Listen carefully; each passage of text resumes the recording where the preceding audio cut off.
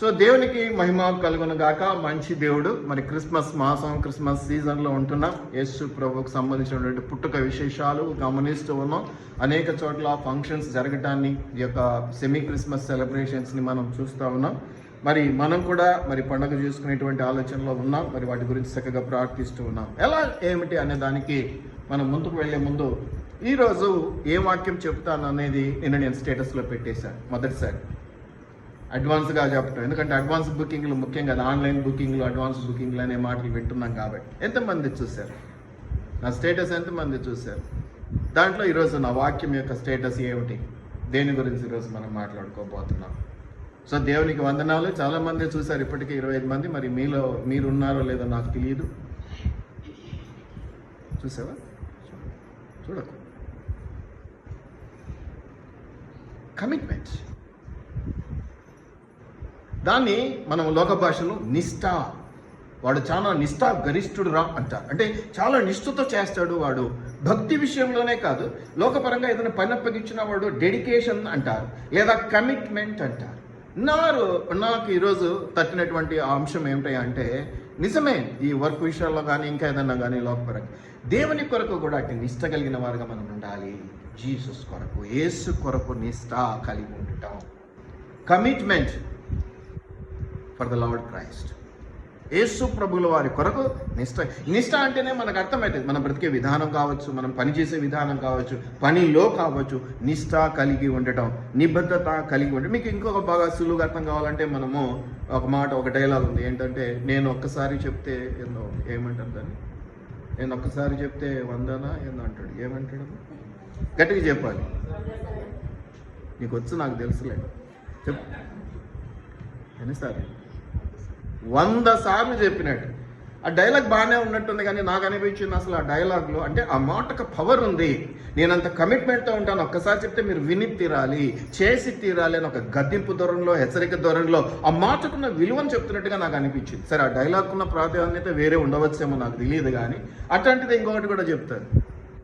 నేను ఒక్కసారి కమిట్ అయ్యానంటే నా మాట గట్టిగా చెప్పాలి.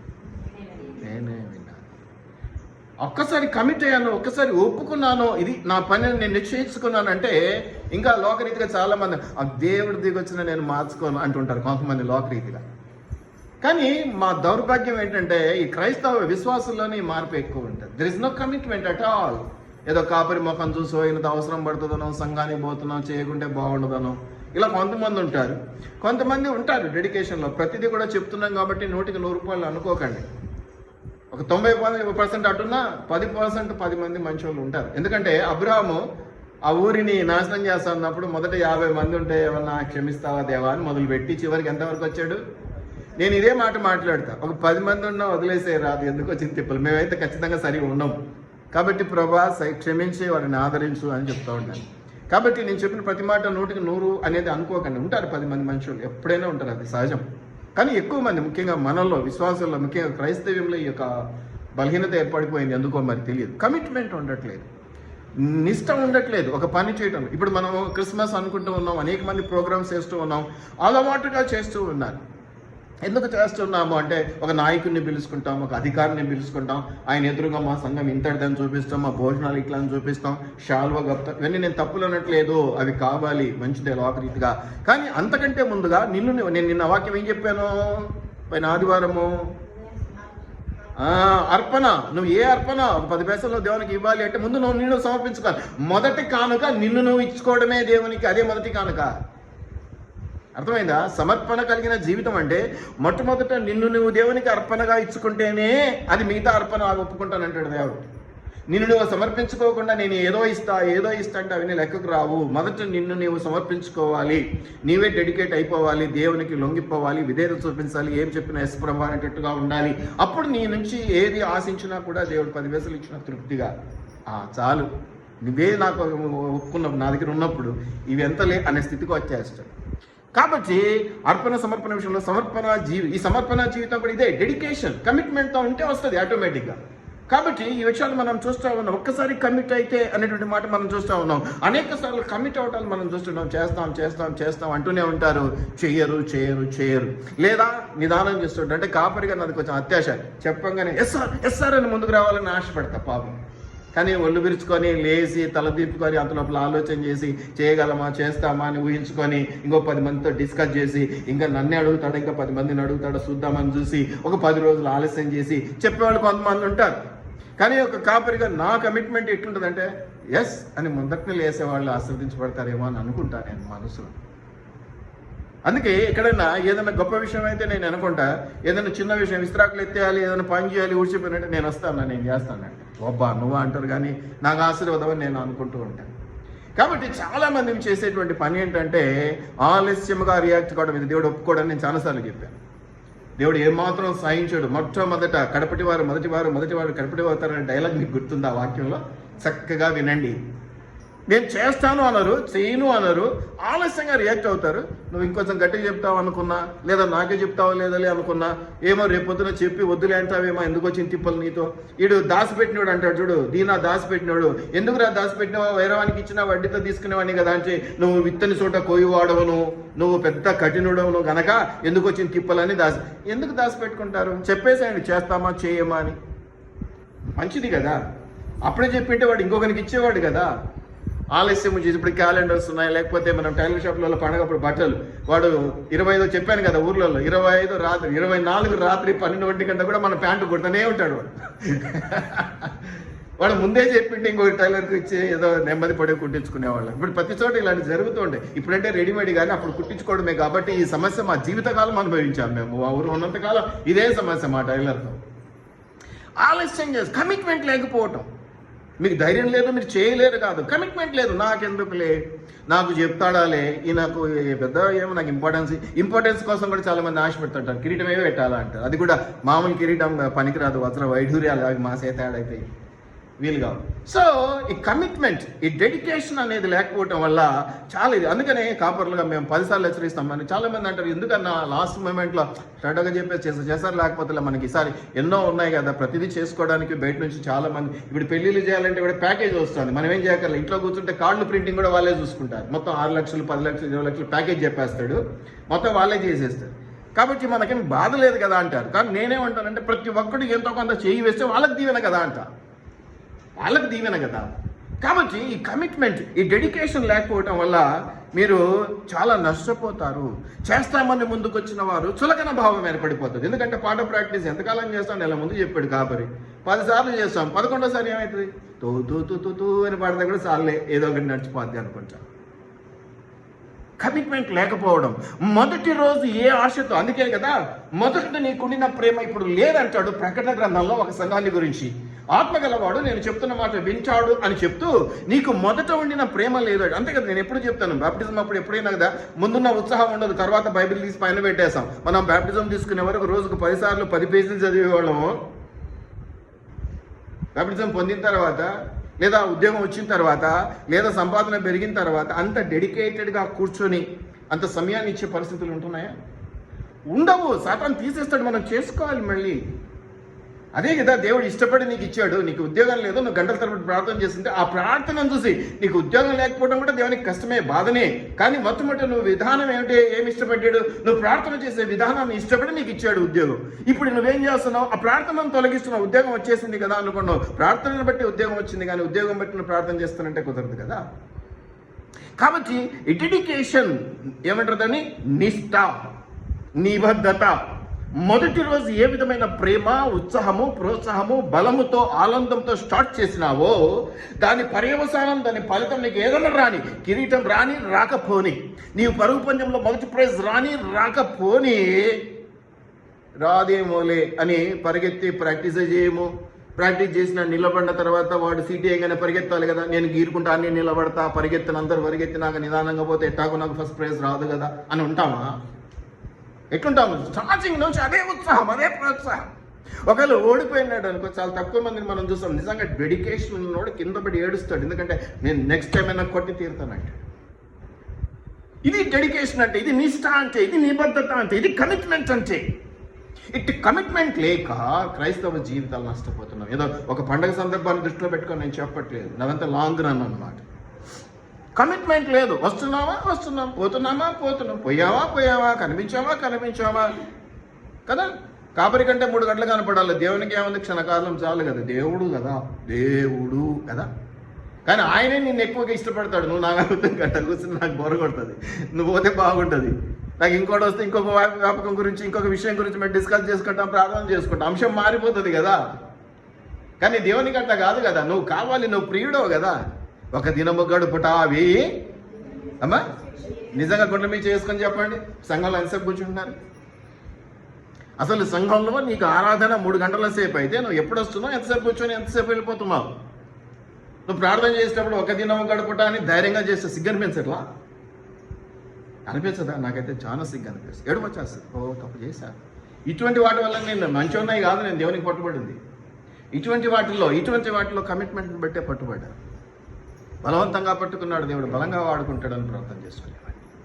కమిట్మెంట్ లేకపోవటం వల్ల, నిష్ఠ లేకపోవటం వల్ల, నిబద్ధత లేకపోవటం వల్ల నువ్వు పనులు ప్రారంభిస్తూ ఉన్నావు. కొంతమంది పనులే ప్రారంభించి కొంతమంది పలుచన చేస్తారు. ఇలా రకరకాల మనస్తత్వాలతో. అందుకని మీరు గమనించినట్లయితే రోమీలకు రాసినటువంటి పత్రిక 8వ అధ్యాయంలో 5వ వచనం 17వ వచనాన్ని ఒకసారి మనం చదువుకుంటే ఒక 3 రకాలైనటువంటి వాళ్ళు మనం అక్కడ చూస్తాము. నేను ముందు చెప్పి మీతో చదివిపిస్తాను ఆ మాటలు. ఈ మనుషులు 3 రకాలుగా మనం చూడవచ్చు. మొట్టమొదటి ఏంటంటే ప్రకృతి సంబంధులు, వీరికి దేవుడు అసలు తెలియదు. కాబట్టి వీళ్ళ గురించి వెళ్ళి మనం దేవుడు, భయము, భక్తి ఇవన్నీ కాదు. వీళ్ళు క్రీస్తుని ఎరగరు, అంటే దేవుని ఎరగరు అనవచ్చు మనం ప్రకృతి సంబంధులు అంటే.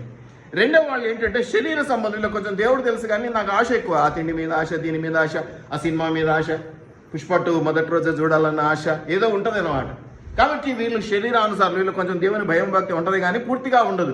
ఇక 3వ వాళ్ళు ఆత్మానుసారులు. మీరు 8వ అధ్యాయము ఈ రోమా పత్రికలో 5వ వచనంలోను 17వ వచనంలోను శరీరానుసారులు, ఆత్మానుసారులు అనేటువంటి మాట మీరు అక్కడ గమనిస్తారు. శరీరానుసారులు అంటే ఏంటి, ఆత్మానుసారులు అంటే ఏంటి అనేది మీరు అక్కడ గమనిస్తారు. ఏమని ఉందామో ఒక్కసారి మీరు చూడండి. శరీరానుసారులు శరీర విషయముల మీద మనస్సునంతురు. నాకు ఏం పేరు వస్తుంది, నాకు ఎంత విలువ దొరుకుతుంది, రేపటి నుంచి ఇదే అదే.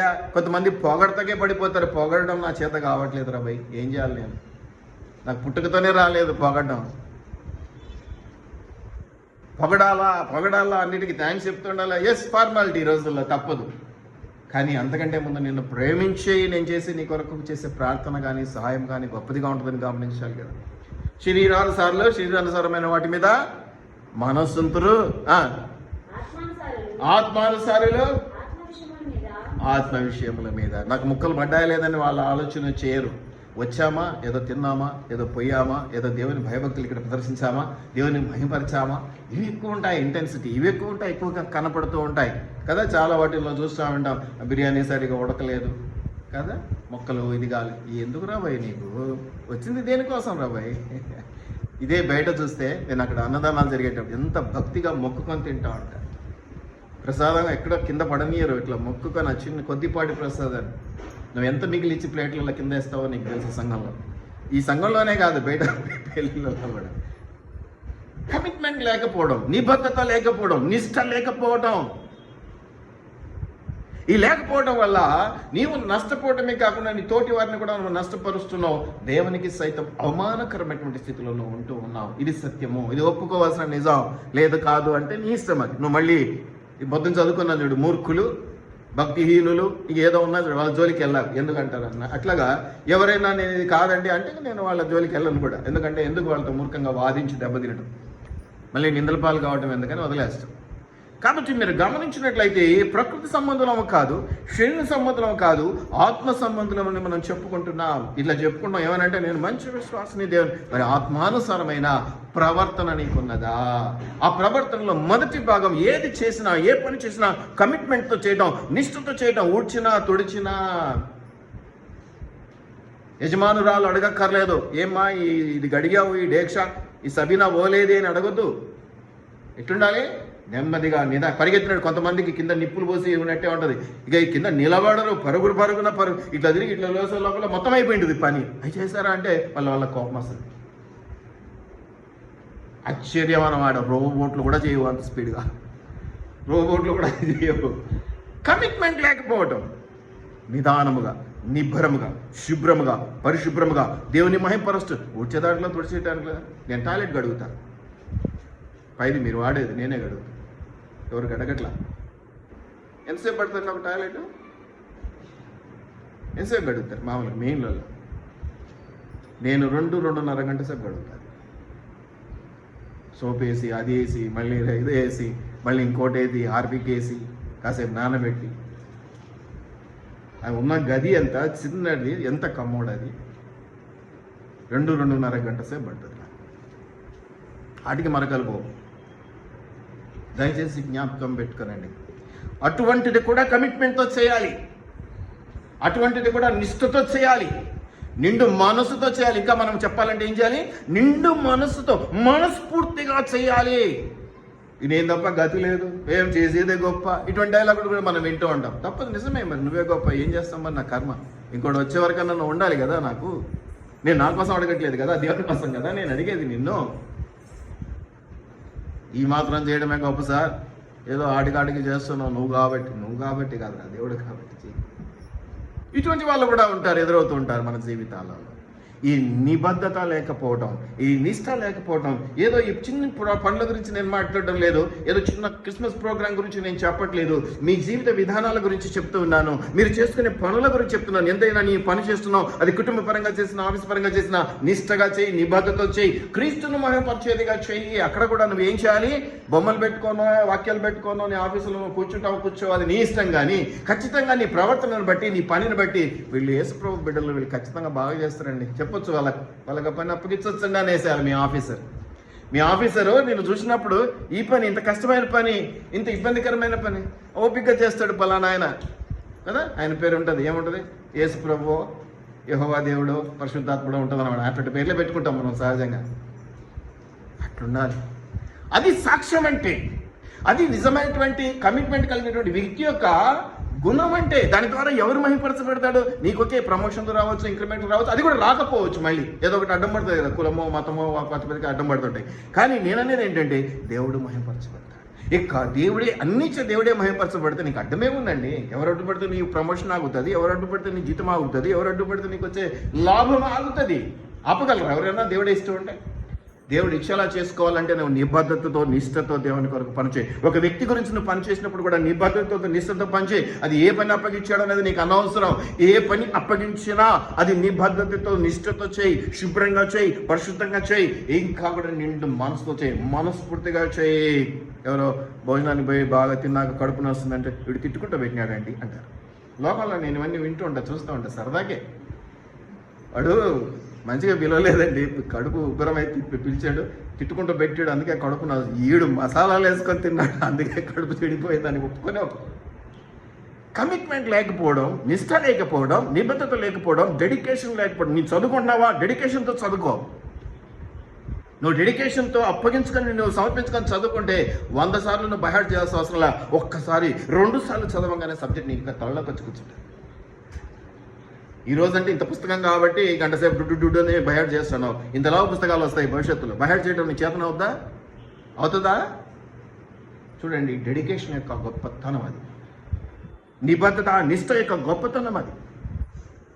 ఈరోజు నువ్వు మందిరానికి రావటంలో కూడా దేవుని మహిమపరచలేని స్థితిలో ఉంటే ఇక నీకు నిబద్ధత ఏమన్నది? ఎప్పుడు నువ్వు గోర్లకు వెళ్ళుకోవటమే. ఇక నాకు ఎప్పుడు కూడా శాపం అయిపోయినట్టు పరిస్థితులు. వాటి నుంచి బయటపడాలి అంటే ఏం చేయాలి? నువ్వు చెయ్యి. ఎంత చేస్తావని అనవసరం, 10 పైసలంతా చెయ్యి. కానీ ఆ 10 పైసలంతా నిండుగా చెయ్యి, శుభ్రంగా చెయ్యి, దేవుని మహిమపరిచేటట్టుగా చేయి అనేది నువ్వు అందుకే మనం చాలా వరకు కాంప్రమైజ్ చేసుకోవాలండి. ఏమంటారంటే, ఒక మాట చెప్పాలంటే, చెట్టు పొట్టు అంటారు చూడండి. చాలా మంది చెట్లులాగా ఉంటారు. నేను అదే, కాకపోతే చెట్లు తక్కువ ఉన్నాయి మన సంఘంలో. ఈ చెట్లు ఏంటంటే ఎప్పుడు ఫలిస్తూ ఉంటాయి, ఎప్పుడు ఆకుపచ్చగా ఉంటాయి, ఎప్పుడు ఆహ్లాదకరంగా ఉంటాయి.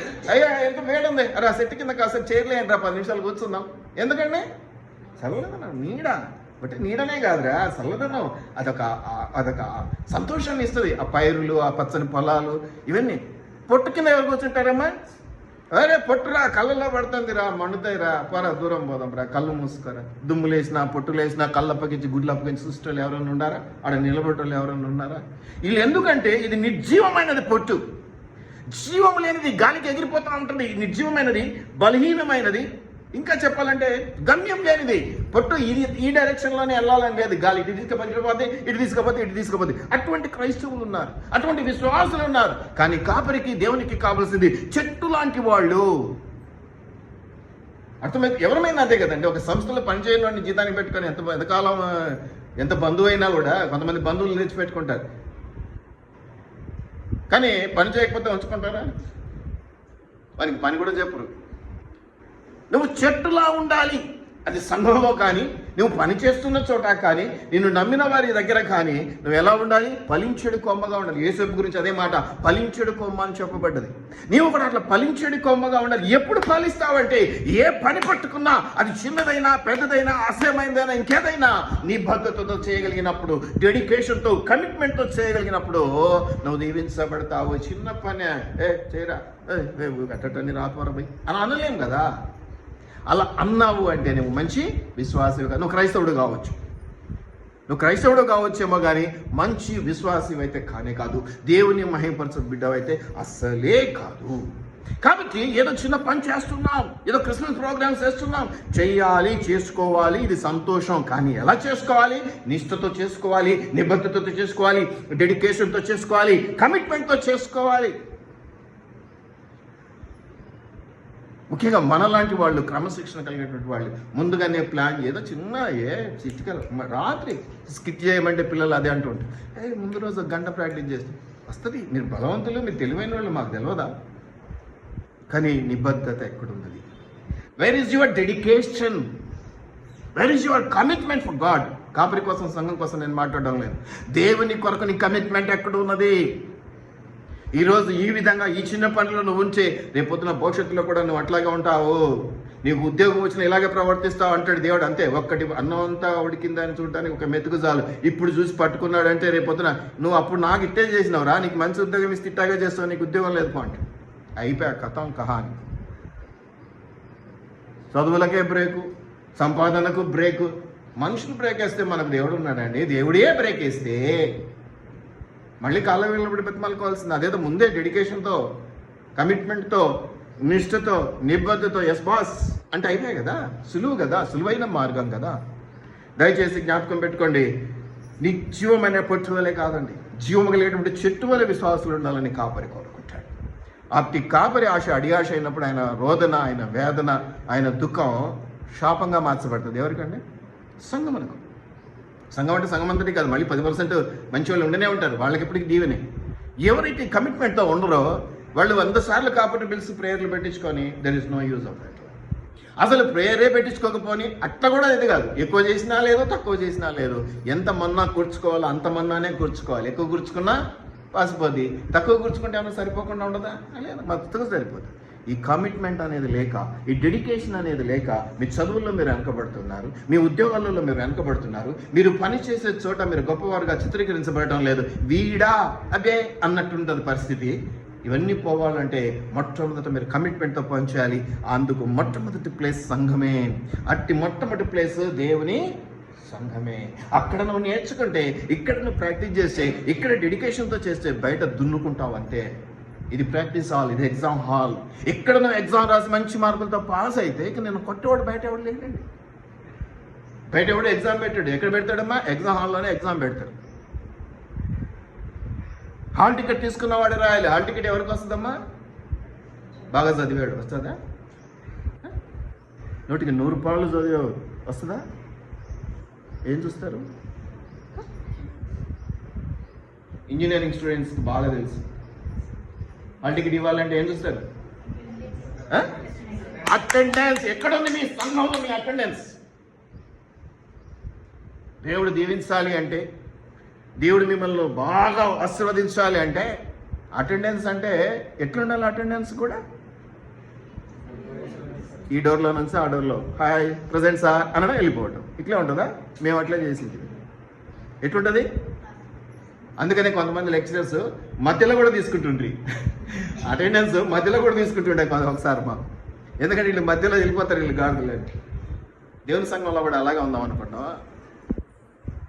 ఎప్పుడో వచ్చి ఎప్పుడో పోయి ఒక దినము గడుపుట 1000 దినముల కంటే శ్రేష్టం. అన్ని పనులు ఆపేయగలగాలి. అది పీకల మీదకి వచ్చి చావు వచ్చేదైనా సరే పోయి సంఘంలో చచ్చిపోతాయి. మంచిది, ఏదో కాపరి చూసుకుంటాడు, మంచి చెడ్డ అనుకునేటటువంటి పరిస్థితి రాదు. ఏదో కాపరేం చూసుకోవడం, దేవుడే చూసుకుంటాడు. అంత డెడికేషన్ నీకుంటే, అంత నిష్ట నీకుంటే నీ ఆశీర్వాదాలను ఆపే స్తోమత సాతానుకు లేదండి. ఆపలేడు. నీ వెలుగు చూసి కళ్ళు మూసుకొని పారిపోతాడు వాడు. అంత వెలుగుతో నింపబడతావు. ఎందుకంటే ఎప్పుడు కూడా దేవుని యొక్క నిష్ట గరిష్ట నీ దగ్గర ఉన్నది కాబట్టి, దేవుని యందు భయభక్తులు నీకు ఉన్నాయి కాబట్టి, దేవుని పనుల్లో ఎప్పుడు కూడా ఆరి తేరి తలమునకలై నిరంతరం ప్రభు అంటే ఆయన కొరకు ప్రాణం పెట్టే స్థితిలో నువ్వు ఉంటావు కాబట్టి సాతాను నిన్ను చూసి వణుకుతాడు. దుష్టుడు నిన్ను చూసి వణికిపోతాడు. ఈరోజు వణకకుండా రా ఇద్దరం కలిసి టీ తాగుదాం అంటున్నాడంటే అర్థం చేసుకోవాలి, నువ్వు దేవునికి దగ్గరగా ఉన్నావా, సాతానికి దగ్గరగా ఉన్నావా? దేవునికి దగ్గరగా ఉంటే సాతానికి అవకాశం దొరుకుతుందా? రా ఛాయ్ తాగుదాం అనేంత సమయం దొరుకుతుందా? ఈరోజు అవకాశం తీసుకుంటాడు వాడు, భయపడేసి వస్తాడు. ఇస్తున్నామంటే దెర్ ఇస్ నో కమిట్మెంట్. సంఘం పట్ల లేదు, కాపరి పట్ల లేదు. కాపరి అంటే ఒక మనిషి కాబట్టి లేదంటే ఓకే, మీకు నచ్చిన గుణాలు లేకపోవచ్చు, ఓకే దాన్ని ఒప్పుకుంటాను. దేవుడి పట్ల సంఘం ఏం చేసింది? మొన్న ఈ మధ్య ఒక ఆయన చెప్తూ ఉన్నాడు, పెద్ద హీరో అంటే ఆయన, ఒక మాట చాలా వచ్చేసింది, అది ఫేమస్ అయింది. నేను ఏదన్నా నో అంటే ఆ సబ్జెక్ట్కి, ఆ పనికి నో అన్నాను తప్ప నీకు నో అని చెప్పలేదు. నేను ప్రేమిస్తూనే ఉన్నాను.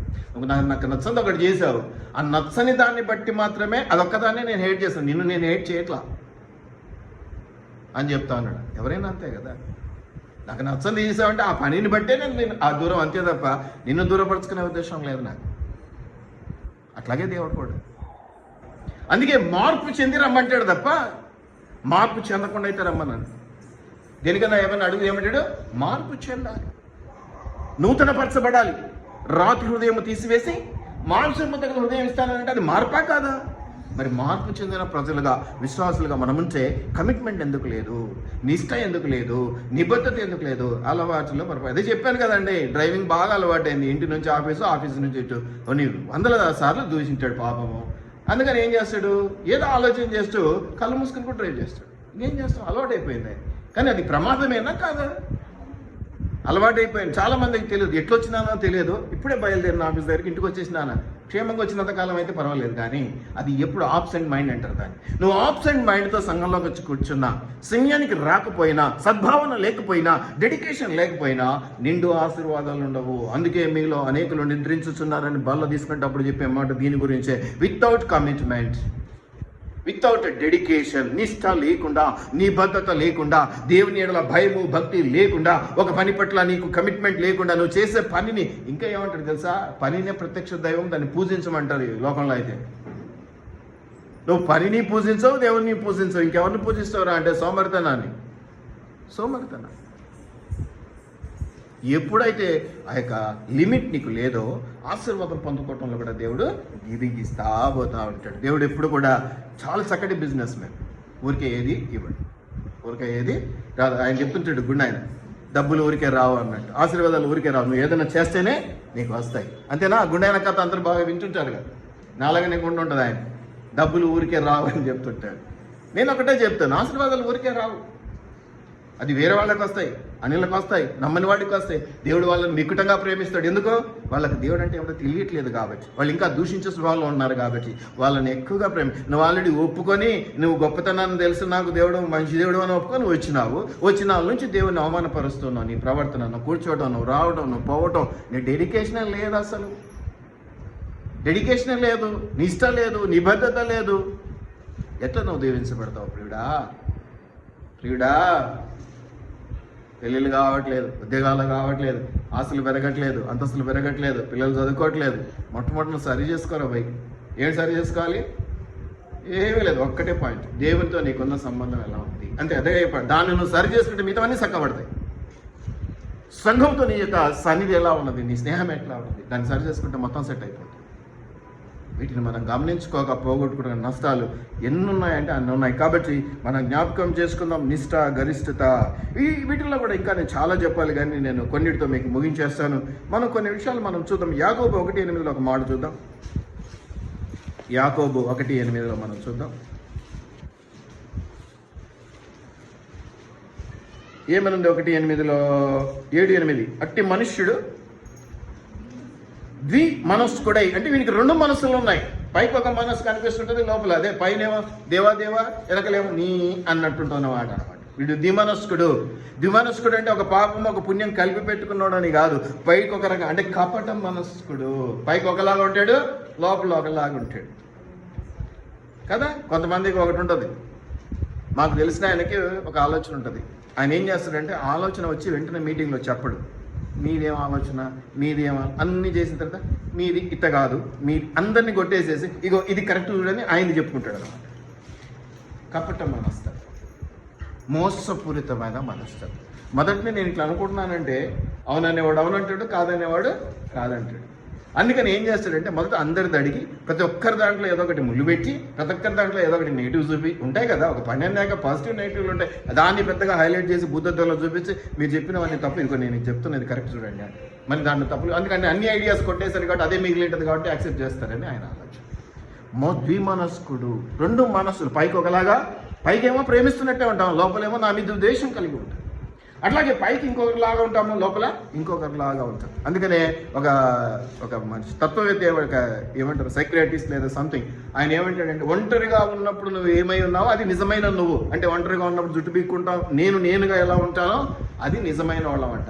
బయటకు వచ్చినాక ముసుగేసుకొని వస్తాం. నీ దగ్గరికి వచ్చావా, నీ మీద బోల్డ్ ప్రేమ ఉందని చూపించి ముసుగేసుకొస్తా. నీ దగ్గరికి వచ్చానా, నీ మీద బోల్డ్ పగ ఉన్నటువంటి అని కోపం ఉంటుంది కదా. ఈ ముసుగులతో బ్రతుకుతున్నటువంటి క్రైస్తవ జీవితం మంచి జీవితం. యథార్థంగా ఇష్టం లేదు. ఈ యథార్థ ప్రవర్తన వల్ల శత్రువులు పెరుగుతారు, యథార్థ ప్రవర్తన వల్ల నీకు మంచి పేరు రాదు, యథార్థ ప్రవర్తన వల్ల నీకు ఇబ్బందులు ఎక్కువ అవుతాయి. దయచేసి జ్ఞాపకం పెట్టుకో, ఇట్టి ఇబ్బందులను బట్టి నువ్వు భయపడాల్సిన పని లేదు. చివరికి నీకు ఇచ్చేవాడు దేవుడు, మనుషులు ఏమీ లేదు.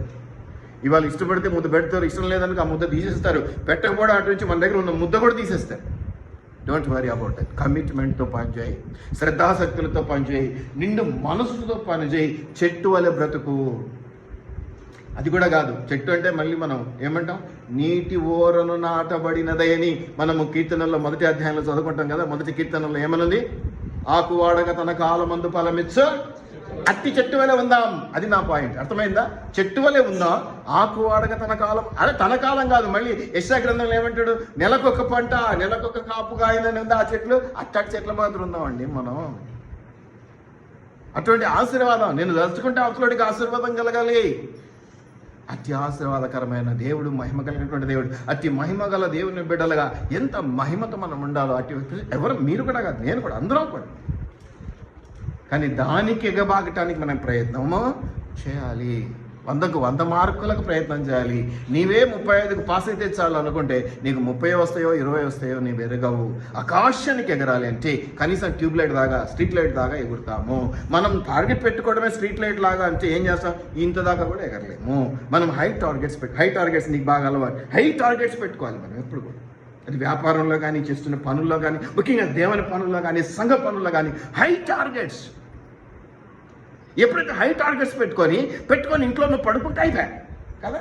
కాదు, డెడికేషన్తో పని చేయాలి, నిష్ఠతో పని చేయాలి, నీ బద్ధతతో పని చేయాలి. అప్పుడు నిన్ను ఆపేవాడు ఎవడు, నీ సక్సెస్ని ఆపేవాడు ఎవడు లేడు. ఇది లోకరీతిగానే కాదు, ఇక్కడ కూడా అదే పద్ధతి, దేవుని ఎదుట కూడా అదే పద్ధతి. అసలు ఇదే మనకు నేర్పించింది దేవుడు. నిష్ఠతో నిబద్ధతతో నువ్వు పనిచేసి దేవుని ప్రేమించగలిగినప్పుడు నువ్వు అలా లేకపోతే చెవిటివాడి ముందు అదేదో ఊదినట్టే. నువ్వు ఎన్నిసార్లు చెప్పు ఇట్లాగా ఉంటే నీకు పెట్టే సమయము, నీతో ఉండే సమయం నేను ఇంకొకరితో కలిపితే 10 మంది దేవుని కొరకు ప్రాణం పెట్టేవారిగా మార్చబడతారు. నీలాంటి ఎవరు, అపహాసకుడు, భక్తిహీనుడు, బుద్ధిహీనుడు, జ్ఞానం లేనివాడు, తెలివి తక్కువవాడు. ఇలాంటి వాళ్ళని మనం పెంచుకొని వాళ్ళ కోసం ప్రయాసపడుతూ ఉంటాం. నేనంటాను కొన్నిసార్లు అది కొంచెం బాధాకరమైన విషయమైనా వాళ్ళని కొంచెం వదిలిపెట్టడం మంచిది. అది వాక్యంలో కూడా మనం చూసాం, వాళ్ళని వదిలిపెట్టేసారు. వాళ్ళు మనల్ని అపాసిస్తారు, మనం పోయి వాళ్ళకి వాక్యం చెప్పిన దండగా. అటువంటి వాళ్ళని మనం అసలు ఎంతో పంట నీ ఎదుటనే ఉంది. ఆ పంట విస్తారము, కోతకు పనివారు కావాలని దేవుడు చెప్తున్నాడు. కానీ ఆ పనివారు నిబద్ధతతో పనిచేస్తే, నిష్ఠగా పనిచేస్తే, దేవుని కొరకు అని పనిచేస్తే, డెడికేషన్తో పనిచేస్తే, కమిట్మెంట్తో పనిచేస్తే దీవించబడతారు. అలా లేని రోజున దీవించబడరు. ఇది సత్యము. ఎక్కడైనా కూడా జ్ఞాపకం పెట్టుకో. ఇంకోటి ఏంటంటే, ఈ యొక్క పనులు చేసే వాళ్ళలో కూడా చెప్తున్నాను కదా, కొంతమంది తేలిగ్గా చేస్తారు, కొంతమంది బలహీనంగా ఏమోలే ఈయన నాకే చెప్పినాడో 10 మందికి చెప్పినాడో, లేకపోతే నేను నా విలువ ఎంత ఉందో తెలుసుకోవాలని చివరి దాకా టెన్షన్ పెట్టి చేయను అన్నాడు, చేస్తా అన్నాడు, చివరి దాకా టెన్షన్ పెట్టి ఇదండి. ఒకవేళ ఇటు చేయడు కదా అని వేరే వాళ్ళకి చెప్పు, నేను చేస్తాను అనుకోనుంచి నువ్వు అప్పుడు అడగలేదు, ఇంకా కొంచెం అడుగుతాలి అనుకున్నా, ఇంకా టైం ఉంది అనుకున్నా అంటాడు. తెగబడి క్లాస్ రూమ్లలో ప్రోగ్రామ్స్ ఎప్పుడు పిల్లలు ఎట్లుంటారమ్మా? డ్యాన్స్ ప్రోగ్రామ్ ఎవరైనా పేర్లు ఇస్తారా? సార్ సార్ సార్ నా పేరు రాసుకో సార్, నేను పాట పాడతాను సార్, నేను డ్యాన్స్ చేస్తాను సార్. ఆ పసిపిల్లలకున్న మంచి మనసు కూడా మనకు లేకపోయా. బతిమాలు కూడా, ఎందుకంటే కొంచెం కిరీటం వస్తుంది కదా, దానివల్ల దేవుని దగ్గర పొందే ఆశీర్వాదాలు మొత్తం పోతాయి. ఎవరితోనో బతిమాలించుకున్నావు కాపరికం, ఎవరితోనో బతిమాలించుకున్నావు దేవుని పరిపాలన. ఏం జరుగుద్ది? ఇల్లు కాదు కదా అమ్మ బతిమాలి అన్న ముద్దలు తిరిగేయడానికి చలిబే అన్నాడంటే అయిపోయి. దయచేసి జ్ఞాపకం. వీటిల్లో మొట్టమొదటి ఏంటంటే కన్సిస్టెన్సీ లేకపోవడం. కన్సిస్టెంటీ అంటే ఇదిగో మొదట ఉన్న తృప్తి రెండవ రోజు నుంచి మూడో రోజు నుంచి అదే తృప్తి కూడా కాదు, అదే సంతోషమే కాదు, అదే డెడికేషన్ కాదు. కొంచెం గ్రాఫ్ పెరుగుతా. వ్యాపారం పోయింది, మొదటి రోజు 10 రూపాయలు లాభం వచ్చింది, రెండో రోజు 10 కంటే ఎక్కువ ఆశిస్తావా, 10 కంటే తక్కువ ఆశిస్తావా? తక్కువ వస్తే బాధపడతావు, ఎక్కువ వస్తే సంతోషిస్తావు. అంతే వచ్చినా పోనీలు అనుకుంటావు, కానీ అది కూడా నీకు ఇష్టం ఉండదు. సహజంగా రోజుకు రూపాయన్నా నువ్వు లాభపడాలని ఆశపడతావు. నిబద్ధత, కన్సిస్టెన్సీ అంటే ఏంటంటే క్రమముగా గ్రోత్. నేను అదే చెప్పేది. మొదట నీకున్నటువంటి ఇంట్రెస్ట్, నువ్వు రచించబడక ముందు, బ్యాప్టిజం తీసుకోకముందు ఎన్నిసార్లు చదివేవాడు, ఎలా చదివేవాడు. మొన్న నీకు ఒక ఉదాహరణ చెప్పాను శుక్రవారం. బైబిల్ మనం ఎలా చదివితే బాగుంటుంది, ఎట్లుంటుంది, ఎటువంటి అనుమానాలు వస్తాయి, ఎటువంటి వాటిని తీర్చుకోవాలి, ఎలా మనం డెడికేషన్తో చదివితే దేవుడు దాన్ని అర్థమయ్యేటట్టు చెప్తాడు అనడానికి ఒక 2 ఉదాహరణలు చెప్పాను మన శుక్రవారం వచ్చిన వాళ్ళు. దయచేసి జ్ఞాపకం పెట్టుకోండి, ఈ కన్సిస్టెన్సీ అంటే క్రమముగా ఎదగటం అన్నది లేదు. వానికి ఇంపార్టెన్స్ రెండో రోజు ఇచ్చాడంటే వీడు తగ్గుతాడు, ఈయనకి మళ్ళీ వాళ్ళు ఒకటే, లోపల వాళ్ళు ఒకటే. వీ బైక్ మాత్రం వానికి చెప్తే ఈయన కోపం, వీనికి చెప్తే వానికి కోపం. No consistency. మీరు గమనించండి, ఈ కన్సిస్టెన్సీ అనేది ఆ పనికి సంబంధించిన మూల స్తంభం. అది ఈ కన్సిస్టెన్సీ లేకపోతే ఎవడు నిన్ను నమ్మడు. ఏ వ్యాపారంలో ఏ యజమానైనా నువ్వు సరిగా పని చేస్తూ రోజు కాస్త అభివృద్ధిని, ఆశీర్వాదాన్ని చూపిస్తూ ఉంటేనే నిన్ను పెట్టుకోగలుగుతాడు. అంతేనా? నష్టాన్ని తెచ్చాడు, లేకపోతే ఒకసారి ఏదన్నా పెయింటింగ్లో అన్నకు హెల్ప్ చేసేవాళ్ళు తప్పు చేశారు అనుకో, ఒకసారి 2 సార్లు 3వ సారి అరే నువ్వు కావాలని చేస్తున్నావురా అనే అవకాశం వస్తుందా లేదా? ఆ మాట వస్తుందా లేదా? అటువంటిది సంఘంలో దేవుని దగ్గర వస్తే కాపరి ఏం చేయాలి మీ పక్షాన? నువ్వేం చేస్తావు? నువ్వైతే ఏం చేస్తావు? తిడతావు, అరుస్తావు, సొంతవాడైతే కోపడతావు, హెచ్చరిస్తావు, పోగొట్టుకోకూడదు అనుకుంటే ఏమైనా చేస్తావు, గద్దిస్తావు. అది ఎందుకు? పోవాలని కాదు, పోగొట్టుకోకూడదని. ఇక పోగొట్టుకోవాలనుకుంటే ఏ సింపుల్ అవుతాడు, గద్దింపు లేదు, గింపు లేదు, నెల జీతం అంటగట్టుడు, ఎల్లరా బయటికి అనడు. అంతేనా? అది కావాలన్నా దేవుని దగ్గర నుంచి మనకి? అది అవసరమా? కోప్పడి తండ్రి గద్దించు కుమారుడు ఆశీర్వాదం పొందుతాడా? ఇంకేమన్నా? అది లేకుంటే, ఆ గద్దింపును స్వీకరించకపోతే, ఆ గద్దింపును చెడ్డగా స్వీకరించి పగబెట్టినట్టుగా చేసుకొని నాకు అవకాశం దొరికితే దేవునైనా ముంచిపోతా అనే స్థితికి నువ్వు వస్తే, మనుషులు ఎలాగ ముంచుతాం కాబట్టి నేను ఏకంగా దేవుని మాట తీసుకొచ్చిన. ఇక నువ్వు ఏం బాగుంటావు? కాపురిని ఎంతవరకు నష్టపరుస్తావు, సంఘాన్ని ఎంతవరకు చెడ్డ చేస్తావు? నిబద్ధత లేకపోవడం. కన్సిస్టెన్సీ, నిబద్ధత ఉంటే సరిపోదు, దాని కన్సిస్టెన్సీ అవసరము, దాని నెమ్మది గ్రోత్ అవసరము. పాయింటే చాలు. నీ పిల్లాడు పాయింటే చాలు ఎదగటం. అలాగే కాలు చేతులు ఎదగ అలాగే ఉంటే ఏం చేస్తాం? గోని కొట్టుకొని డాక్టర్ దగ్గరికి తీసుకుపోయి వీడి కాలు చేతులు ఎదగట్లా, వీడి బుద్ధి ఎదగట్లా, మెంటల్లీ రిటార్డెడ్ అని ఉన్నాడు, ఇట్లాంటివి ఏదో చెప్పుకొని ట్రీట్మెంట్లు తీసుకుంటాం. మనం నీకు ట్రీట్మెంట్ అవసరమేమో ఒకసారి జ్ఞాపకం చేసుకుని. ఊరికి పై చాలా పెద్దగా కనిపిస్తున్నావు, కానీ లోపల నీకు ట్రీట్మెంట్ అవసరం ఏంటంటే వాటి ముందు ఏదో కొద్దిగా లోపం ఉన్నది. ఇవి తీర్చేసుకోకపోతే దేవుని దగ్గర నుంచి నీకు ఏమీ ఆశీర్వాదాలు రావు. ఈ రోజుల్లో మంచి కాపర్లు ఉన్నారు, మేము చేస్తే ప్రార్థన వస్తుంది అనేవాళ్ళు. అటువంటి వాళ్ళ దగ్గర పోయి కూర్చొని ప్రార్థన చేసుకుని వెళ్ళిపోతున్నాడు. నాలాంటి వాడు నేను చేస్తే ఏమీ రాదంటాడు. ఎంతసేపు నువ్వు దేవుడు చూసుకోండి ఆయన, కాకపోతే మార్గం చెప్తా, కాకపోతే లింక్ కలుపుతా, కాకపోతే ఏదైనా మీకోసం స్పిరిచువల్ సహాయం చేస్తా తప్ప మిగతా నేనేం చేయలేను. నాలాంటి వాళ్ళతో మీకు ఒరిగేదేమో. ఉద్యోగాలు కావాలి, పెళ్ళిళ్ళు కావాలి, ఎన్నో ఉంటాయి పనులు కదా. ఒకదాంతోనే సరిపోయిందని మనం మూల పెట్టేస్తే రేపు ఇంకోటి వస్తుంది కదా. కాబట్టి దేవునితో పరాచికాలు మంచిది కాదు. ఎవరితోనైనా గేమ్స్ ఆడు, ఖాన్తో గేమ్స్ ఆడు కానీ ఉంది కదా డైలాగ్. అట్లాగా ఎవరితోనైనా గేమ్స్ ఆడు, దేవునితో గేమ్స్ ఆడు. కాపరితో ఆడు పర్వాలేదు, మంచివాడైతే ఓర్చుకుంటాడు, చెడ్డోడైతే వెళ్ళాడు. అయినా ఎందుకు వచ్చింది తిప్పని 10 మంది చాలు నాకు అనుకుంటే. కమిట్మెంట్లో కన్సిస్టెన్సీ, క్రమముగా ఎదిగే పరిస్థితి లేకపోవడం. 100 సార్లు చెప్పినా సంఘానికి మనం ఆలస్యంగా వస్తున్నామంటే దెర్ ఇస్ నో కన్సిస్టెన్సీ. నిబద్ధత లేకపోవడం, డెడికేషన్ లేకపోవటము. ఎంసెట్ ఎగ్జామ్కి ఎలా పరిగెడతావో, స్టాఫ్ నర్స్ ఎగ్జామ్కి ఎలా పరిగెత్తినావో, 1 నిమిషం లేట్ అయితే గేట్లు వేసి నేను రానివ్వము అని చెప్తారు అంటే ఎంత ఆలస్యంగా వెళ్ళిన వాళ్ళను కొంతమందిని చూస్తే కింద పడి ఏడుస్తూ ఉంటే వాళ్ళ తల్లిదండ్రులు ఆపుతా ఉన్నారు.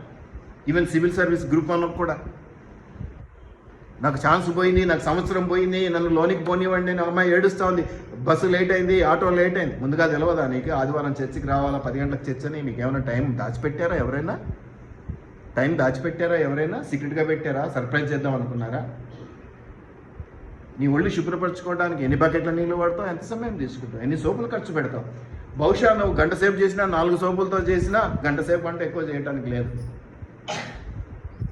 నువ్వు స్నానం చేసి టిప్ టాప్గా తయారై 1 గంటకు వచ్చేసరికి ఆమె అని చెప్తే చాలు, చివరిలో ఉప్పు వేసేసి మొత్తం నేనే చేసిన అని చెప్పుకోవచ్చు కదమ్మా, అంతేనా? మనకు చాలా అడ్డంకులు ఉన్నాయి. మన ఉద్యోగాలు మనకు అడ్డంకు, మన కుటుంబాల్లో సన్న పిల్లలు ఉంటే మనకు అడ్డంకు, వాళ్ళు లేయరు, వాళ్ళ డెడికేషన్ ఉంటే లేపుతాం.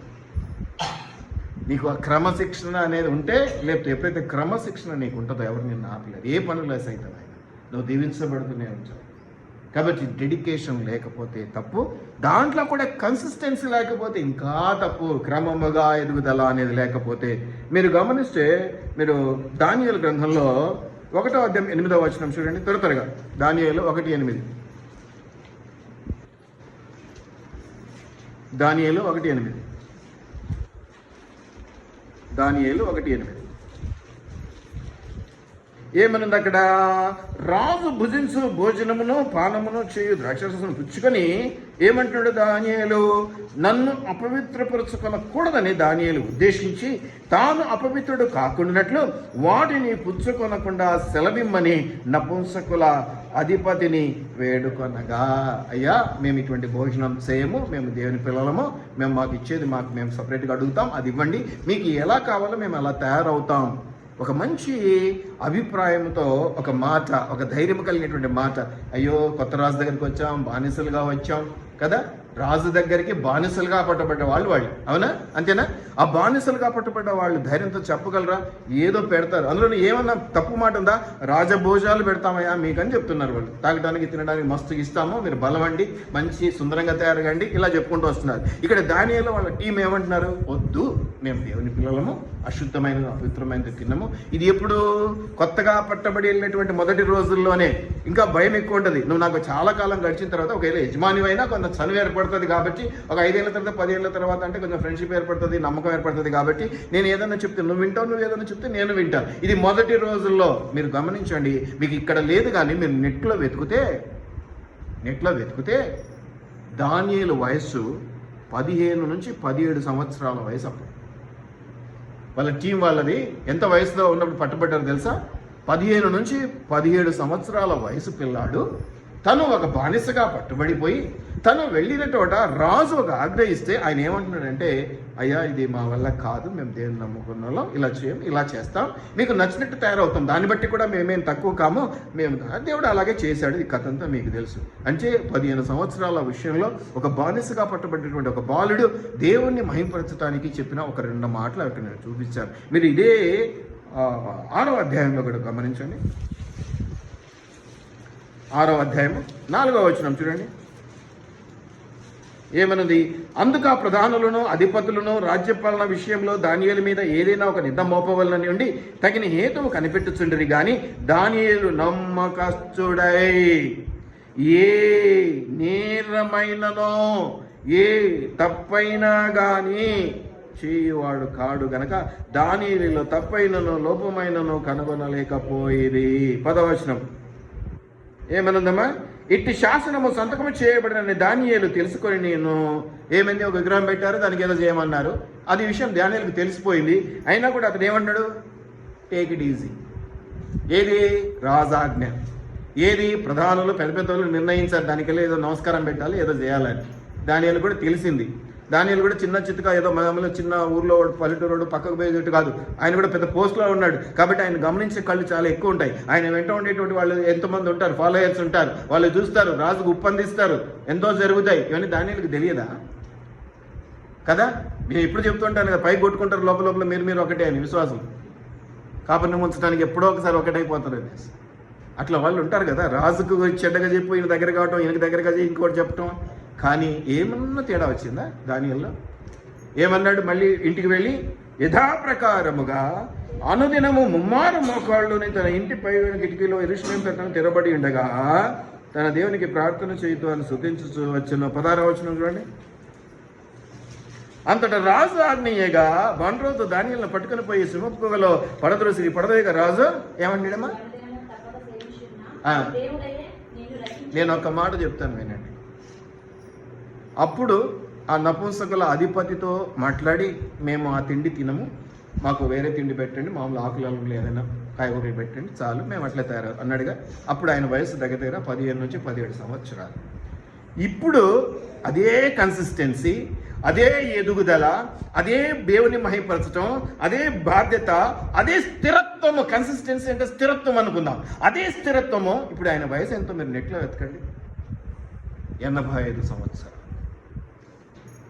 నువ్వు ఈ మాట ఈరోజు అంటే రేపు దాన్ని ఒప్పుకో. నువ్వే ఈరోజు ఇది చేస్తామంటే చేస్తామని. ఇప్పుడు మన సంఘానికి ఎంతోమంది డొనేషన్స్ ఇస్తాం, అది ఇస్తామన్నారు, చాలామంది అవ్వకొట్టేసి. No consistency. 3 ఏళ్ళు అయిపోయి 5 ఏళ్ళు అయిపోయి మనం అడగలేము, సరే వదిలేయటమే. పట్టుదల లేదు, నిబద్ధత లేదు, నిత్యము నిలకడగా ఉండే పరిస్థితి అసలే లేదు. ఈయన 15 ఏళ్ళప్పుడు దేవుని పట్ల ఎటువంటి నిబద్ధత, ఎటువంటి స్థిరత్వం కలిగి ఉన్నాడో, 85 సంవత్సరాల వయసు అప్పుడు కూడా అదే స్థిరత్వాన్ని కలిగి ఉన్నాడు. 60 ఏళ్ళు అదే పట్టు, అదే దేవుని మహిమపరచడం, అదే బాధ్యత, అదే ఆలోచన. నీకు ఇంకోటి ఏమంటారు, స్వింగింగ్ మూడ్స్ ఏదంటే స్వింగ్ మూడ్స్ అంటారు. నీ మూడ్ ఈ రోజు ఉన్నది రేపు ఉండదు. ఏ క్షణంలో ఏ మూడ్లో ఉంటావో తెలియదు. నిన్ను కదిలిస్తే మాకు దెబ్బ. కానీ 60 సంవత్సరాలు ఒకటే రకమైనటువంటి పద్ధతిలో, ఒకటే రకమైనటువంటి విషయాల్లో నిలకడగా ఉన్నాడు, స్థిరంగా ఉన్నాడు ఆయన. అందుకే దీవించబడ్డాడు. కన్సిస్టెన్సీ అంటే ఉదాహరణ, ఇంతకంటే గొప్ప ఉదాహరణ మీకు అర్థం కావడానికి ఏం చెప్పలేదు నేను. మొదటి రోజు ఏ ప్రేమ, ఏ నిబద్ధత, ఎట్లా ఉన్నాడో 60 సంవత్సరాల తర్వాత కూడా రాజే మారాడు. ఇంకా వీడిది కాదని ఏమన్నాడు, నువ్వు అనుదినము పూజిస్తున్న దేవుడు నేను కాపాడును కాక. బయటికి తీయాలంటే ఆయన పనే కదా. అక్కడ కూడా వాడికి ఈగో అడ్డం వచ్చినట్టుంది. ఏమన్నాడు, నీ దేవుడు అంటే దేవుడు మహిమపరచబడ్డాడు. 60 సంవత్సరాలు ఆయన పట్టుదల రాజునే మార్చగలిగింది. ఇవాళ ఉండి రేపు ఉండని నీ మూడు ఎవరిని మార్చలేవు. అందుకే నీ బంధువులకు కూడా నువ్వు అడగలేవు, చర్చికి వస్తారా అండి అని నీ బంధువులు నువ్వు అడగలేవు. ఎందుకు అడగలేవు?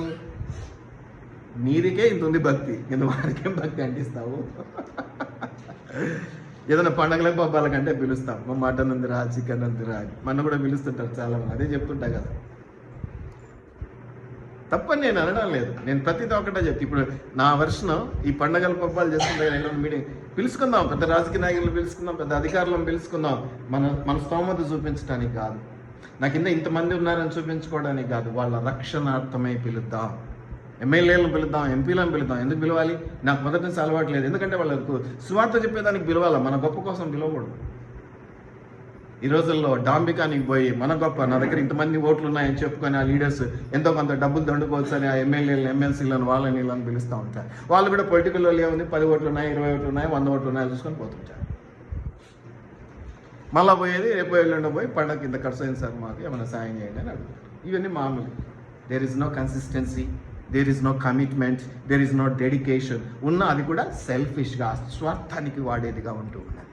ప్రేమటువంటి దేవుని బిడ్డలారా, అటువంటి క్రైస్తవ జీవితం, నేను ఇతరుల గురించి మాట్లాడడం లేదు, వాళ్ళకి అది మంచిదే కావచ్చు, వారికి అది ఆశీర్వాదమే కావచ్చు, నేను తప్పు పట్టను. కానీ ఒకవేళ నువ్వు విశ్వాసి అయితే, దేవుని బిడ్డవైతే, ఇటువంటి అన్నింటిలో నువ్వు చెక్ పాయింట్స్ పెట్టుకోకపోతే నీవు బాగుపడవు.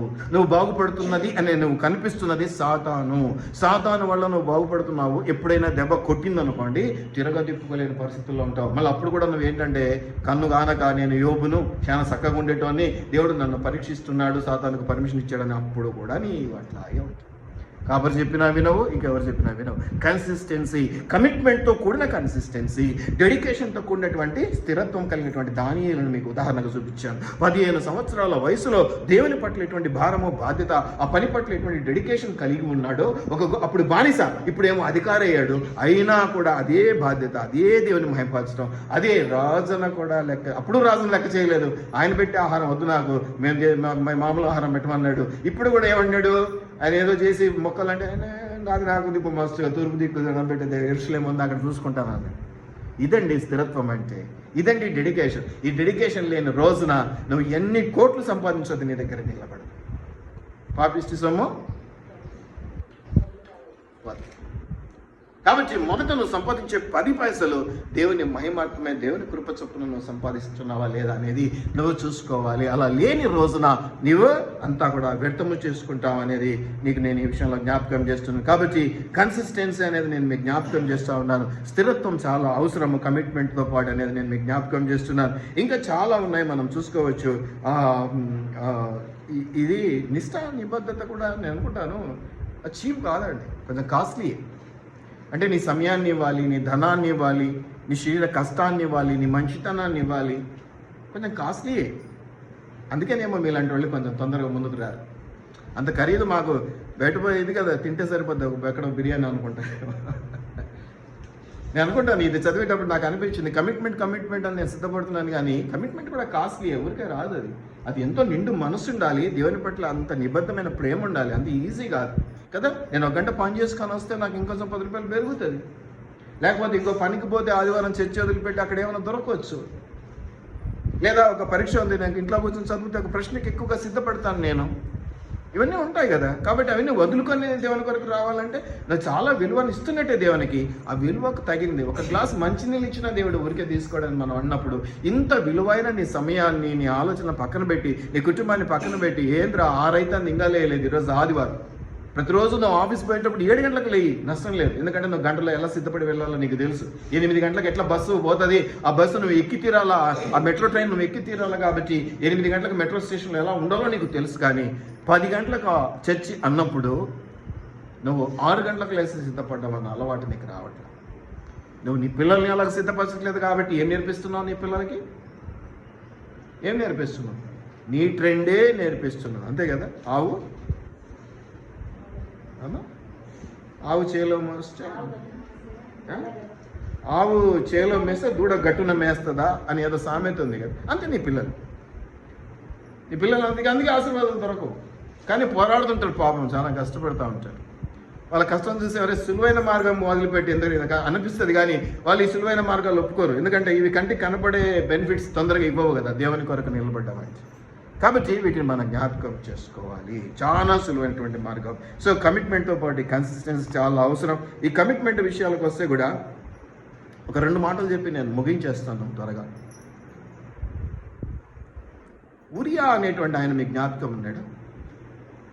సో దావీదు రాజు యుద్ధానికి పోకుండా పైన షికార్లు కొడతా ఉన్నాడు.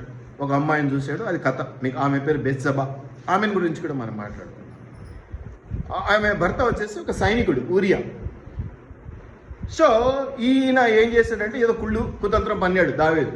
కొంచెం జ్ఞానంతో ఆయన ఏదో చేసుకుని. నాకు అవన్నీ అవసరంలా. ఈరోజు నా టాపిక్ సంబంధించింది ఏంటంటే, ఒక సమాచారం నిమిత్తమై ఉరియా దావీదు దగ్గరికి వచ్చాడు. ఎక్కడుంది ఇది? 2వ సమూయేలు 11వ అధ్యాయం 11వ వచనంలో. 2వ సమూయేలు 11వ అధ్యాయం 11వ వచనంలో. ఇప్పుడు ఏమైందంటే, చాలా అలసిపోయి వచ్చాడు, చాలా సొలసిపోయి వచ్చాడు. యుద్ధ సమాచారం తీసుకొచ్చి రాజుకు చెప్పాడు. రాజా ఇట్లా జరుగుతుంది, అక్కడ ఇట్లా జరుగుతుందని చెప్పాడు. రాజు కొంచెం కుతంత్రం లోపల ఏదో వేరే ఉద్దేశం ఉంది కాబట్టి ఆయన ఏదో చెప్తున్నాడు. ఆయన చెప్పిన తర్వాత ఉరియా ఇచ్చిన సమాధానం ఒక్కసారి చదువుదామా? 11వ వచనము. ఉరియా మందసమును, ఇశ్రాయేలు వారును, యూదా వారును గుడారములలో నివసించుచుండగా నా అధిపత్యకు యెహోవాను నా ఏలినవాడు నీ సేవకులను బయట దండులో యుద్ధంలో ఉండగా భోజన పానములు చేయుటకును నా భార్య యొద్ద పరుటకును నేను. దావీదు ఏమన్నాడంటే, ఏమన్నా ఎట్లా వచ్చావు కదా, కాస్త తిని రెస్ట్ తీసుకోపో అన్నాడు. దావీదు ఏమన్నాడు? ఎట్లా యుద్ధం నుంచి వచ్చావో, ఏదో ఇన్ఫర్మేషన్ తెచ్చావో, ఇంక ఇప్పుడే ఏం పోతావు, ఒక పూట రెస్ట్ తీసుకొని అలసిపోయి ఉంటావు కదా అన్నాడు. ఉరియా ఒక మామూలు సైనికుడు. రాజు అంతటి వాడు వద్దులే కాసేపు తిని ఏదన్నా రెస్ట్ తీసుకోపో అంటే రాజు చెప్పిండు. ఇంకా ఎవడన్నా సైనికులు ఏంద్రా వెంటనే రాలేదంటే, రాజు కాసేపు ఉండిపోమన్నాడు అని చెప్పుకుంటాడు. ఎవడైనా నీలాంటి వాడు, నాలాంటి వాడు. అవునా? ఉరియా ఏమంటున్నాడు? పిచ్చిరాజా, నా దేవుని మందసము, నా దేవుడు గుడారంలో ఉండగా, నా తోటి సైనికులు యుద్ధంలో పోరాటంలో ఉండగా నేను ఇంటికి వెళ్ళి భోజనం చేయటానిక ఇక్కడికి వచ్చింది నేను. కమిట్మెంట్, నిబద్ధత. ఏడుపు వస్తుందండి అది చదివేటప్పుడు. వాడు ఎంత అన్యాయం అయిపోయాడు, వాడు చచ్చిపోయాడు, అది కాదు నాకు అనవసరం. కథలో ఏదన్నా ఉండనివ్వండి. వాడి కమిట్మెంట్ చూడండి. వాడికి రాజు యొక్క అంతర్యము తెలియదు, కానీ వాడి కమిట్మెంట్ చూడండి, వాడి మాట తీరు చూడండి. పిల్లల దగ్గర పడుకోవడానికి నేను వచ్చింది కాదయ్యా, నీకు సమాచారం ఇచ్చి నేను వెళ్ళాలి. ఉందా నీకు కమిట్మెంట్? మా వాడు లేట్ చేశాడు సార్, అందుకే చర్చి లేట్ అయిపోయింది. నా భార్య తొందరగా టిఫిన్ చేయలేదు సార్. ఇదిగో పొద్దున్నే చికెన్కు పోయినా సార్, పెద్ద క్యూ ఉండే. ఫిష్కు పోయినా బాగుంటుంది అని. చుట్టాలు వచ్చినారు sir. Where is your commitment? ఇటువంటివి కాపరికి దుఃఖం. విశ్వాసం దలుచుకున్నప్పుడు కాపరి సంతోషంతో ప్రార్థన చేయాలి. మీరేమనుకుంటారో, నేను ఆ రోజు ఏదో చేసినా అది మనసులో పెట్టుకొని వీటిని బట్టి అవన్నీ పక్కన పెట్టేస్తాం. ఇగో ఇటువంటి వాటిని మాత్రం దుఃఖంగా జ్ఞాపకం చేస్తాం. వాడు కమిట్మెంట్ లేనివాడు ప్రభువా, వాడు డెడికేషన్ లేనివాడు. అమ్మాయికి డెడికేషన్ లేదు, కానీ అడుగుతుంది, నీ ఇష్టం చెల్లును కాక, నా ఇష్టం కాదు, నా ఇష్టం కాదు, నీ ఇష్టం. కొంతమంది విషయంలో అలాగే ఈ వద్దని మాత్రం అడగలేదు, కానీ ఖచ్చితంగా నీకే వదిలి. కొంతమంది దగ్గర డెడికేషన్ ఉన్న వాళ్ళ దగ్గర నీకే వదిలేస్తున్నావు అన్న సమస్య రాదు. ఇచ్చి తీరాల ప్రభువా, ఇవ్వాల్సిందే నాయన. ఖచ్చితంగా వాడు డెడికేషన్, ఖచ్చితంగా వాడు స్థిరంగా ఉన్నాడు, ఖచ్చితంగా విశ్వాసంలో ఎదుగుతున్నాడు. నీ కొరకు ఏదైనా చేయటానికి సామర్థ్యం కలిగేటువంటి వాడు, నీకోసం ముందుకు వచ్చేటువంటి వాడు. నువ్వు ఇచ్చి తీరాల్సిందే. వానికి ఇవ్వకపోతే ఎవరికి ఇస్తాం నాయన? నమ్మకస్తుడు వాడు, సంఘంలో నమ్మకస్తుడు, నాకు నమ్మకస్తుడు. వాడికి ఇవ్వకపోతే ఎట్లా తండ్రి? వాడు మనల్ని నమ్ముకున్నాడు కదా. వాడు మొదట ప్రార్థనే అంటాడు కదా, మొదట కాపరికే చెప్పుకుంటాడు కదా. కాపరికే చెప్పుకో. మన సార్ వాళ్ళు సాక్ష్యం చెప్తా ఉన్నారు, ప్రతిదీ సాక్ష్యంగా చెప్పుకుంటున్నారు. ఓకే, వాళ్ళు ఎక్కడికన్నా వెళ్ళని, ఏమన్నా చేయని, కానీ కూర్చున్నా లేచున్నా ప్రార్థన. ఈరోజు డాక్టరేట్ తీసుకొని ఎన్ని పేపర్లలో వచ్చిందండి. అది మీరు స్టేటస్లో పెట్టినా మీరు చూడరు. చూసారా? మీరు లైక్ కూడా కొట్టారు. కొంతమంది చూడరు, కుళ్ళు, ఆమెకు వచ్చింది మాకు రాలేదని. అన్న కూడా పెట్టాడు, పూల గుర్తులు పెట్టాడు, నాకు ఇయ్యాడు కానీ పూలు.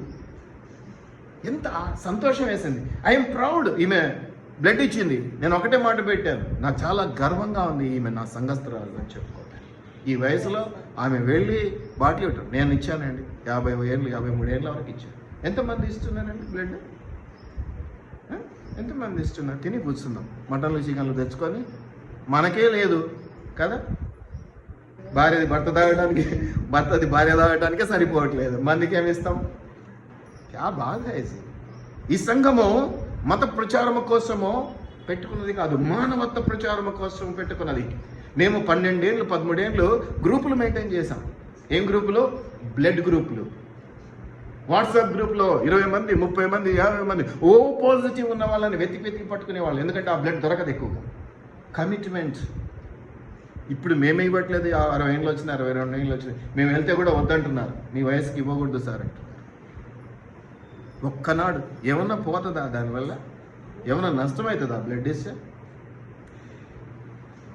ఎందుకు? మీతో కమిట్మెంట్ ఉండాలి సార్. ఎందుకు మీకు కమిట్మెంట్ లేని జీవితాలతో ఏం పొందుకుంటాం సార్ మనము? ఏం పొందుకుంటాం? ఎంత బ్లడ్ ఇస్తే అంత మంచిది. ఒక రకంగా చెప్పాలంటే ఊరికే మీ ఆయన తాగితే ఇస్తారు, మీ ఆవిడ తాగుతామంటే లీటర్లు ఇస్తారు. 1 లీటర్ బయట కూడా ఇవ్వండి, పుణ్యం వస్తుంది. Without commitment. ఇటువంటి ఎంత కమిట్మెంట్ ఉంటేనో, నా దేశం మీద నాకు ఎంత భక్తి ఉంటేనో, నా పొరుగు వాని మీద నాకు ఎంత వాడెవడో నాకు తెలియకర్లే, నా రక్తం ఎవరికి ఎక్కిస్తున్నారు అనేది నాకు అనవసరం. ఇచ్చానా వచ్చానా. ఓ పాజిటివ్ అయితే వెతికి 10 మందిని ఎత్తి పెట్టుకునేవాళ్ళం. ఎందుకంటే అది ఎవరికో ప్రత్యేకంగా దొరుకుద్ది. దయచేసి జ్ఞాపకం పెట్టుకోనండి. మీరు దేవుని పరంగా ఆడినంత మాత్రమే, లోకపరంగా ఎంతసేపు కూర్చున్నామా, వచ్చామా, ఏందమ్మా వచ్చామా, తిన్నామా, నువ్వు గట్టిగా చెప్పు, బాగా చెప్తావు. వచ్చా, తిన్నా, పోయా. ఏమనంటే కాపర్ని సెట్ చేయటం, కాపర్ తిట్లు తిడతాడు, కాపర్ అంటాడు. మారకపోతే ఎన్నిసార్లు చెప్పు, మరి కోపం వస్తుంది కదా, మనిషిని కదా.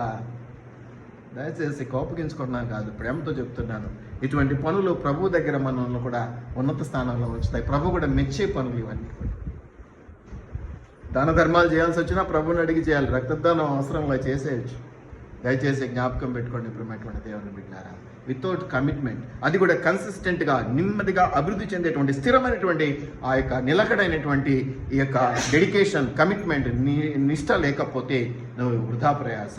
నువ్వు ఏమి చేసినా ప్రభువు మెచ్చాడు. సమర్పణ అర్పణ గురించి పైన ఆదివారం ఎలా మాట్లాడుకున్నామో ఈరోజు నేను చెప్పేది ఏంటంటే కమిట్మెంట్. నీ సమర్పణ ఉండాలి.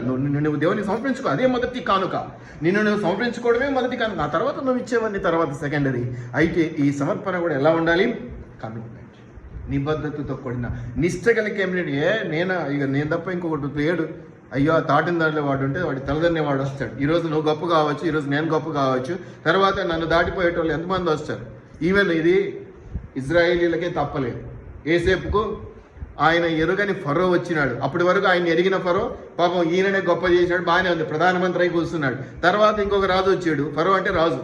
ఈ రాజు ఏం చేశాడు? ఏసేపును నువ్వు కూడా నా టీంలో కూడా ప్రధానమంత్రి కూడా అన్నాడా? ఏం లేదు, అవన్నీ అయిపోయినాయి.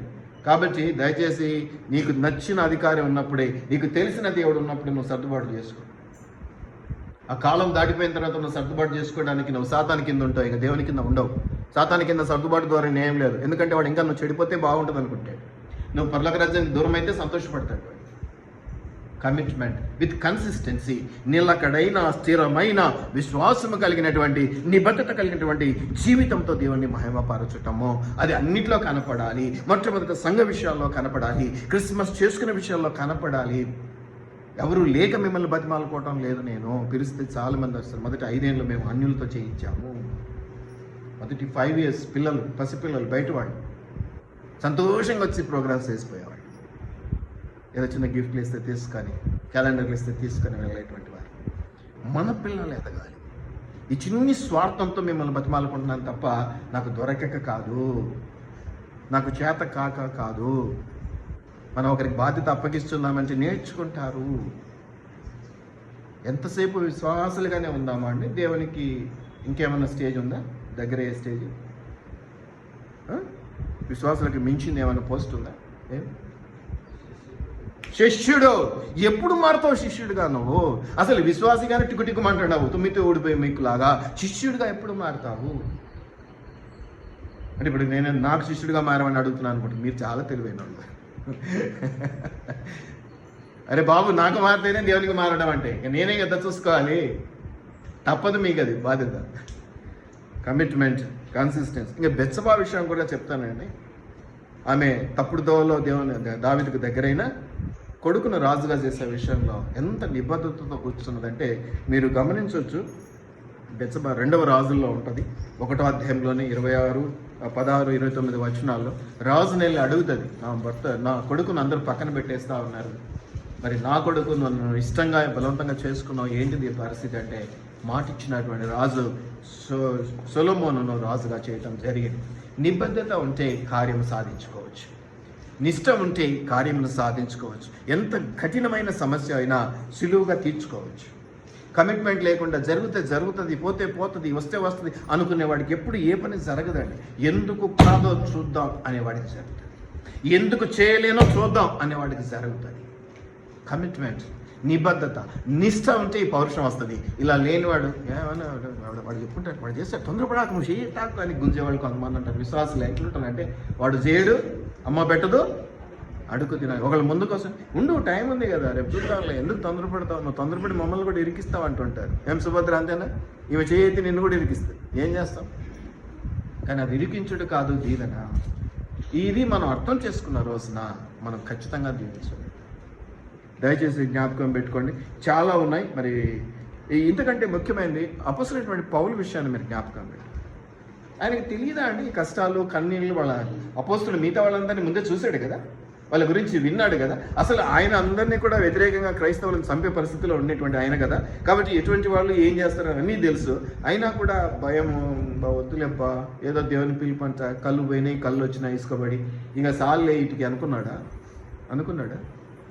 పౌలు నేను అన్యులకే నన్ను పిలుచుకున్నాడు అని ప్రత్యేకంగా చేసుకున్నాడు.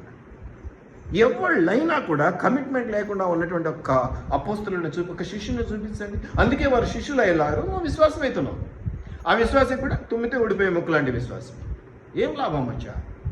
అపోస్తలుడు పౌలు గురించి నేను రెఫరెన్స్లో అవసరం లేదు, మీకు తెలుసు.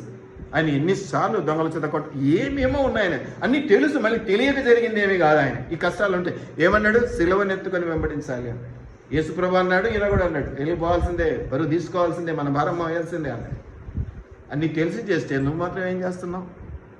సుఖానికి సంతోషానికి దేవుడు అంటేనే ఎప్పుడు చూసినా ఏ కాపరి చూసినా నేను ఎప్పుడైనా టుడే వాగ్దానం అంటాడు కదా, నిన్ను ఆశీర్వదించును, నీ కొట్టులో ధాన్యం నిండుగా ఉండను, నీ ఇంట్లో ద్రాక్షరసం పొంగి పొర్లును, నూనె నిండి. ఏమయ్యా నువ్వు కష్టపడాలి ఈరోజు దేవుని కొరకు అనే మాట ఎవడన్నా పెట్టడం నా కళ్ళతో నేను చూడడం లేదు. ఈరోజు నీ సెలవుని ఎత్తుకొని నువ్వు నడవాలి దేవునితో అని ఒక్కళ్ళన్నా ఈరోజు ఆశీర్వాదం అని పెడుతున్నాడా? మీరు అవన్నీ కూడా పోగేసుకొని అన్నీ షేర్ చేస్తూ ఉంటారు. సంతోషం. టుడేస్ దీవెన, టుడేస్ దీవెన. పరీక్షల్లో పాస్ అవుతావు. పాస్ కూడా కాదు, నువ్వు ఇంట్లో బాగా తిని పండుకో, మటన్ చికెన్ తిని, అయినా కూడా నువ్వు పరీక్ష పోకపోయినా నీకు దేవుడు 102 మార్కులు ఇస్తాడు. 100 మార్కుల పేపర్ అయితే నీకు 2 వస్తాయి. నీకు బ్యాంక్ అకౌంట్లో 0 ఉందా? ఇదిగో ఈ రోజే దేవుడు నిన్ను ఆశీర్వదించబోతున్నాడు, ₹1,00,00,000 వస్తున్నాయి, ఒక్కసారి చేతులు దండం పెట్టంటే అన్నిల కంటే ఎక్కువగా మనం వేసి దండం పెట్టుకుంటాం. ఎట్లా వస్తాయిరా బాబు? ఎందుకు వస్తాయిరా నాయన? నువ్వు సోమరివి, నువ్వు కమిట్మెంట్ లేనివాడివి, నువ్వు డిసిప్లిన్ లేనటువంటి వాడివి. ఎట్లా వస్తాయి? ఎందుకు వస్తాయి? దయచేసి జ్ఞాపకం పెట్టుకోండి. అపోస్తలుడైన పౌలు అయితే మాత్రం గలతీయులు 1వ అధ్యాయం 11-12 వచనాలు. అపోస్తలుడు పౌలు గురించి మాట్లాడితే గలతీయులు 1వ అధ్యాయం, ఎఫెసీయులు 3వ అధ్యాయం 3-6 వచనాలు, 2వ తిమోతి 3:16లో కూడా మనం ఆయన గురించి కొన్ని మాటలు చూడగలం. అంటే అది ఎంత భారమైనదో, ఎంత బాధ్యతాయుతమైనదో, ఎంత కష్టమైనదో తెలిసి వచ్చాడు ఆయన. ఏం మాత్రం తగ్గలేదు. ఇంత కష్టం వచ్చిందంటే నువ్వు ఒక అడిగి ఎన్నికేసావు, కొంచెం పని భారం పెంచుతావు, ఎందుకన్నా వాడు కలుపుకుంటావు. ఆయన నాకు చెప్పరు, నేను నీకు అప్పగించాను, నువ్వు చేయాలి, అది భారమైంది నాకు తెలుసు. ఎప్పుడో ఒకసారి ఇంకొక తోడును కలుపుకొని ఉంటావు, నాకు చెప్పు అని చెప్పాలన్నా, మాకు అప్పగించావు, ఇది చేయడమే గొప్ప అంటారు. ఏమన్నంటే అందుకే వద్దు తల్లి, వద్దు తండ్రి, మీరు చేసుకోవాలి. నీవు నేర్చుకోవాలి, నువ్వు ఎదగాలి. ఏ సపోర్ట్ లేకుండా నువ్వు ఎదగటం కదా. సైకిల్ దొక్కేవాడి గురించి ఎప్పుడు చెప్తాను కదా, వెనక పట్టుకొని నడిపిస్తారు, తండ్రి కానీ తల్లు అన్న అక్క ఎవరో కదా. నువ్వు నేర్చుకున్నంత కాలం నీ వెనకబడి నడుస్తుంటారా? మొదటి రోజే వాడు వెనక నిలబడి చేతులు పెడతాడు, నీకు తెలవదు, తొక్కుంటావు, వెనక్కి చూసి వాయమ్మా అంటావు, కింద పడతావు, నేర్చుకుంటావు. నువ్వు అలా నేర్చుకోవాలని నేను నీకు చెప్తే నువ్వేం చేస్తావు? మమతక్క అయ్యగారు చెప్పినారు, ఏమో లేదు అయ్యగారికి చెప్పాలన్నా, నువ్వు రా తోడు, నువ్వు మన ప్రేమ చేస్తారా అంటే అయ్యగారు తెలివి తక్కువ చెప్పింటాడు. నిబద్ధత లేదు, నిష్ట లేదు, డెడికేషన్ లేదు, కమిట్మెంట్ లేదు, నీకు ధైర్యం లేదు, పిరికితనం గల ఆత్మను దేవుడికి లేదని మాత్రం ప్రార్థన చేసుకుందాం. కమిట్మెంట్తో చేసుకుందాం. చిన్న పనులే కానీ దేవుని పనులన్న భయంతో భక్తితో చేసుకుందాం. దయగలిగినటువంటి దేవుడు, కరుణ కలిగినటువంటి దేవుడు, రాజుల రాజు, ప్రభుల ప్రభువు, చాలా క్రమశిక్షణ కలిగినటువంటి వాడు, చాలా ప్రేమ కలిగినటువంటి వాడు. ఇది సత్యమే. కానీ ఆయన యథార్థపరులకు, యథార్థవర్తనులకు చక్కటి ఆదరణ, భద్రత ఇచ్చేటువంటి దేవుడు. ప్రభువానికి వందనాలు నైనా. ఎన్నో రకాలుగా మమ్మల్ని ప్రభు మీరు ఆదరిస్తూ ఉన్నారు, ఆశీర్వదిస్తూ ఉన్నారు. అయినప్పటికీ కూడా నైనా కన్సిస్టెన్సీ లేనివారుగా, కమిట్మెంట్ లేనివారుగా మేము ఉంటూ ఉన్నాం. నిష్ఠ, నిబద్ధత, యథార్థమైన ప్రవర్తన లేనివారుగా మేము ఉంటూ ఉన్నాం. మమ్మల్ని క్షమించి ఆదరించండి. చిన్న పని మొదలుకొని పెద్ద పని వరకు నీ యొక్క సత్య సంపూర్ణతను మమ్మల్ని నడిపించి క్షేమపరచమని వేడుకుంటున్నాను. ఒక్కటే మాట, అయ్యా నేను యేసు కొరకు సాక్షిగా ఉంటాననేటువంటి ఒక మంచి కోరిక మాలో పుట్టించండి.